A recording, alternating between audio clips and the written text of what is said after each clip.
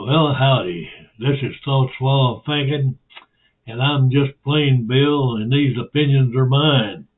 Saw a little video about comparing Texans to the Spartans, and I thought it was pretty interesting. The Spartans' code was no retreat, no surrender. That is a Spartan law. We stand and fight and die. Well, that is comparison to the Alamo.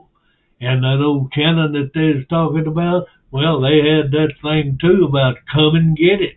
Well, I wish you would take a look at this and let me know what you think.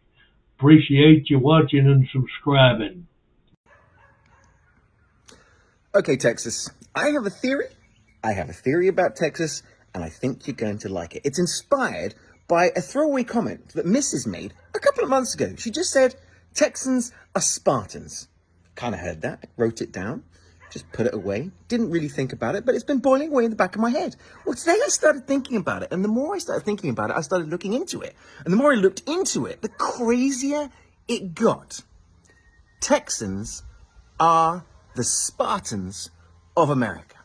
Allow me to explain my theories. Okay, first of all, let's just look at it from the way that people perceive Texas. Because when you think about Greece, there's the Greeks, but then there's also the Spartans, right? It's like, oh yeah, the Spartans, they're Greeks, but they're the Spartans. They kind of do things their own way. And it's the same when you think about Texas, right? Sure, there's the United States of America, but then there's also Texas, and everyone's like, oh yeah, that's Texas. I mean, it's part of the United States, but they kind of do their own thing down there. So, okay, first of all, we got Sparta and Texas, very similar. Fine. Well, what is Sparta very famous for historically, right? The Battle of Thermopylae. King Leonidas, his 300 Spartans facing off against the Persians in a heroic stand that, while they were defeated, ended up galvanizing the people and living through history as an example of heroism that's followed by other people. Remind you of anything? For example, the Alamo, a heroic standoff of hundreds of people against a much larger force. You've got the massacre of Goliad, but the combination of the heroism of the Alamo and the horror of Goliad galvanizing the people, culminating in Houston, sacking Santa Ana, bish bash bosh, you've got Texas. If you think I'm done, you are so wrong. In fact, I'm just getting started, because this is where it started getting strange for me, because when I looked into it, when the Persians asked for the surrender and the weapons of the Spartans, they responded quite simply with one phrase. That phrase was molon labe. That is Greek for, wait for it, come and take them.